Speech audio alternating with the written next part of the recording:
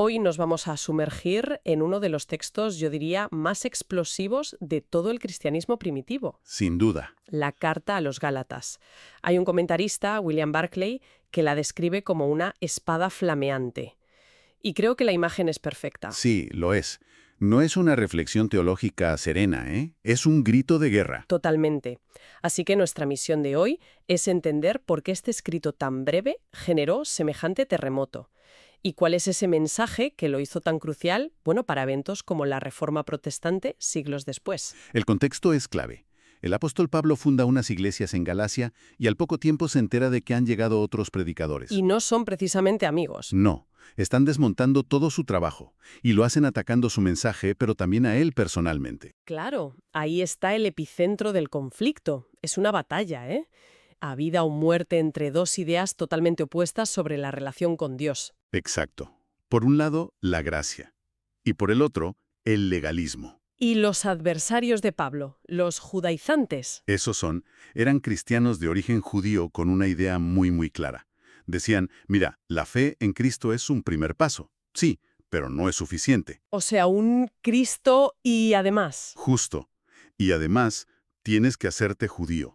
Para ser un cristiano completo, un gentil, un no judío, tenía que cumplir la ley de Moisés. Y la circuncisión, sobre todo. Sobre todo la circuncisión. Y también la observancia de las fiestas, el calendario judío. Vaya. Y para Pablo ese y además es veneno. Es veneno puro. No lo ve como una pequeña diferencia de opinión. Para nada. Lo llama otro evangelio. Una falsificación. Una falsificación. Y su lenguaje es durísimo, ¿eh? Llega a decir que quienes predican eso deberían ser anatema. Que significa malditos. Malditos. Así de claro. Es una reacción increíblemente contundente, porque uno podría pensar, como seguro que decían ellos, solo estamos añadiendo un poquito de tradición, de orden. Un poquito de la ley de siempre. Exacto, porque esa respuesta tan visceral de Pablo. Porque para él ese poquito lo dinamitaba todo. Si la salvación depende en un 99% de Cristo y en un 1% de tu esfuerzo. De tu obediencia a la ley. Exacto. Entonces ya no es un regalo. Se convierte en un sueldo que te has ganado. Aunque sea una parte muy pequeña. Aunque sea una parte mínima. Y si puedes ganártelo, aunque sea un poquito, entonces, y esta es una de sus frases más demoledoras, Cristo habría muerto en vano. Uf, es fuertísimo. Para Pablo, añadir cualquier requisito humano a la fe no era complementar el Evangelio, era anularlo por completo. Lo convertía en una secta más del judaísmo, no en algo universal. Justo. Entiendo. El ataque al mensaje es claro. Pero, como decías, también le atacaron a él. Y es que, si desacreditas al mensajero... El mensaje se cae solo. Era una estrategia en dos frentes clarísima. Muy astuta. Sí. La narrativa de los judaizantes era: a ver, nosotros venimos de Jerusalén, del círculo de Pedro, de Santiago, los apóstoles originales. La sede central, por así decirlo. La sede central. Y decían, ¿y este Pablo quién es? Un advenedizo, su apostolado es de segunda mano, una imitación. Nosotros os traemos la versión premium. Claro, y poniéndome en la piel de un Gálata, esa historia suena bastante creíble. Suena muy creíble.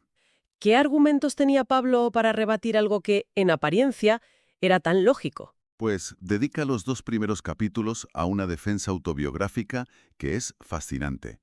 Y sus argumentos son potentísimos. A ver. El primero es un torpedo directo a su línea de flotación. Les dice: mi apostolado no me lo ha dado ningún hombre ni ninguna iglesia. Me lo ha dado directamente Jesucristo. Toma ya. Es como decir, no necesito la aprobación de la sede, hablo directamente con el fundador. Exactamente. Su autoridad, afirma, no depende de la aprobación de Jerusalén. Y para demostrarlo, cuenta su historia. Que no fue corriendo a que le instruyeran. Al contrario, tras su conversión, se fue a Arabia, a un retiro solitario donde, según él, recibió el Evangelio por revelación directa. ¿Y no fue a Jerusalén? Sí, pero 3 años después.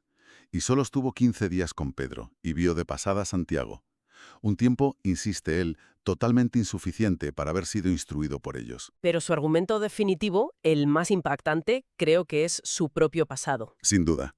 Él les dice, en esencia, recordad quién era yo. El peor enemigo de la Iglesia. El peor. Asolaba la iglesia, dice, respiraba amenazas y muerte. Su transformación de perseguidor fanático a predicador apasionado era tan radical, tan inexplicable en términos humanos. Que solo podía ser una intervención divina. Para él era la prueba definitiva. Su conversión y su mensaje tenían que tener un origen divino. Claro, si el mensajero es legítimo, el mensaje también. Y ese mensaje gira en torno a la idea de la justificación por la fe. Suena un poco a término técnico. Sí, un coco. ¿Podemos explicar qué significa en la práctica? Desde luego. A ver, justificación es un término del mundo legal, de un tribunal. Significa ser declarado justo. Declarado, no hacerse justo. Ahí está la clave. No es un proceso, no es mejorar poco a poco hasta que el juez dice, vale, ya eres lo bastante bueno. Es un acto instantáneo. Dios, como juez, te declara justo en el momento en que pones tu fe en Cristo. No por tus méritos, sino por los de Cristo. Justo. O sea, no es como ir al gimnasio y ponerte en forma, que es un proceso. Es más bien como un indulto. En un instante, tu estatus legal cambia. Esa analogía es perfecta. La salvación no es un trofeo que ganas al final de la carrera. Es el regalo que te dan al principio y que te capacita para correrla. Y aquí Pablo hace algo increíblemente audaz. Se va al corazón del judaísmo y usa a su propio patriarca, a Abraham, para desmontarles el argumento. Es una jugada maestra. Les gana en su propio terreno. Su lógica es aplastante. Les recuerda el pasaje del Génesis que todos conocían de memoria. Y creyó Abraham a Dios y le fue contado por justicia. Concisión. Décadas antes. La circuncisión vino mucho después. Por lo tanto, no podía ser la causa de que fuera justo ante Dios. Fue una señal, un sello. Un sello de una justicia que ya había recibido. Única y exclusivamente por su fe. Y a partir de ahí, Pablo lanza su conclusión revolucionaria. Los verdaderos hijos de Abraham no son los que tienen su ADN. Ni la marca en el cuerpo. Son los que comparten su fe. Da igual si son judíos o griegos. Esto debió de hacer que a sus oponentes les explotara la cabeza. Totalmente. Pero claro, aquí surge una pregunta lógica, que el propio Pablo se adelanta a contestar. Sí, Si la ley no sirve para salvar, entonces, ¿para qué sirve? Es que es mala. es la pregunta del millón. Y la respuesta de Pablo es muy interesante. Él no dice que la ley sea mala. En absoluto. Dice que su propósito es otro. ¿Cuál? La ley no fue dada para dar vida, sino para revelar la muerte, para mostrar la gravedad del problema. Usa una analogía, ¿verdad? La del espejo. Sí, que es fantástica. La ley es como un espejo. Te levantas por la mañana, te miras y ves que tienes la cara sucia. El espejo cumple una función importantísima. Te da el diagnóstico. Pero el espejo no te limpia. Exacto. Para eso necesitas agua y jabón. La ley te muestra el problema, pero no te da la cura. Entiendo, te muestra el problema en toda su crudeza para que te des cuenta de que necesitas una solución que viene de fuera. Justo. Y usa otra imagen muy potente. La ley como un paidagoge, que en griego es paidagogos. Un tutor se suele traducir. Sí, pero no un tutor amable. Un paidagogos en el mundo grecorromano era a menudo un esclavo, un disciplinario muy severo a cargo del hijo de una familia rica. Su trabajo era controlarlo. Controlarlo, restringirlo, custodiarlo y llevarlo al maestro. Su función era temporal y restrictiva hasta que el niño alcanzaba la mayoría de edad. Y la ley fue eso para nosotros. Dice Pablo que la ley fue nuestro paidagogos. Nos encerró, nos mostró que éramos prisioneros del pecado y nos custodió hasta la llegada de Cristo. Una vez que llega Cristo, el tutor ya no es necesario. Y para rematar este contraste, recurre a otra historia del Antiguo Testamento. Una alegoría, sí, la de los dos hijos de Abraham, Ismael e Isaac. Una forma brillante de que su audiencia, que conocía esas historias, lo entendiera. Exacto. Por un lado tenemos a Agar, la esclava. Abraham y Sara deciden ayudar a Dios y tienen un hijo, Ismael, a través de ella. Nace según la carne del esfuerzo humano. Justo. Y Agar y su hijo representan la alianza del monte Sinaí, la ley, que genera esclavitud. Corresponde a la Jerusalén terrenal. Una religión de obras. Eso es. Y por otro lado, Por otro lado tenemos a Sara, la mujer libre. que era estéril, pero Dios le había prometido un hijo. Y contra toda lógica, nace Isaac. Que nace mediante la promesa. Es decir, por una intervención milagrosa de Dios. Sara y su hijo representan la nueva alianza, la de la gracia, la libertad, la Jerusalén de arriba. Y la lección para los Gálatas es directa. Sois hijos de la libre, no de la esclava. Exacto. Volver a la ley es como si Isaac, el heredero libre, decidiera voluntariamente volver a ser un esclavo como Ismael. Es un sinsentido. Y esa idea de que la teología tiene consecuencias muy reales se ve perfectamente en el siguiente pasaje. Uf, sí. Porque Pablo cuenta un momento en que esta tensión explotó en público, y nada menos que con el apóstol Pedro. El famoso choque de titanes en Antioquía. Es un pasaje de una honestidad brutal. ¿Qué pasó exactamente? A ver, la iglesia de Antioquía era la primera gran comunidad mixta, judíos y gentiles. Y allí, Pedro, el gran apóstol, comía habitualmente en la misma mesa con los cristianos no judíos. Demostrando en la práctica que ya no había barreras. Exacto. Todo iba bien hasta que, Hasta que llegaron unos hombres de Jerusalén. sí, del partido de la circuncisión. Y de repente Pedro, por miedo, se retrajo y se apartó. Dejó de comer con los gentiles. Sí, y empezó a comer solo con los judíos. Y lo peor es que su ejemplo arrastró a otros, incluso a Bernabé, el compañero de misiones de Pablo. Un momento, esto es tremendo. Estamos hablando de Pedro, la roca de la iglesia, y Pablo, que para muchos era un recién llegado, le echa la bronca en público. Cara a cara, delante de todos. El ambiente en esa comida debió de ser para cortarlo con un cuchillo. Sin duda. Pero Pablo vio que en ese gesto se jugaba todo el futuro del cristianismo. ¿Por qué fue tan grave? Porque la actitud de Pedro era para Pablo una hipocresía. Estaba actuando en contra de la verdad del Evangelio que él mismo creía y predicaba. Estaba creando dos clases de cristianos. De primera y de segunda. Estaba reconstruyendo el muro de separación que Cristo había derribado. Para Pablo, la verdad del Evangelio era más importante que la paz de la iglesia o el respeto a la jerarquía. Si no hubiera actuado. El cristianismo podría haberse fracturado para siempre. Nos lleva a la parte final de la carta. Pablo ha luchado con uñas y dientes por la libertad. Pero claro, ¿qué significa esa libertad? Porque suena a barra libre. Es la objeción obvia, claro. Y Pablo le encara directamente. Deja clarísimo que la libertad cristiana no es libertinaje, No es libertad para pecar. sino libertad del poder del pecado para poder hacer lo único que importa, amar.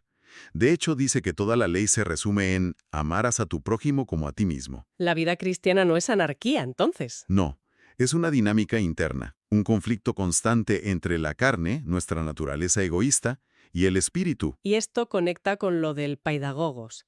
Si la ley era el carcelero externo, el espíritu es un motor interno. Es exactamente eso. La ley impone obediencia por miedo al castigo. El espíritu produce una transformación interna que genera un nuevo deseo. Por eso contrasta las obras de la carne con el fruto del espíritu.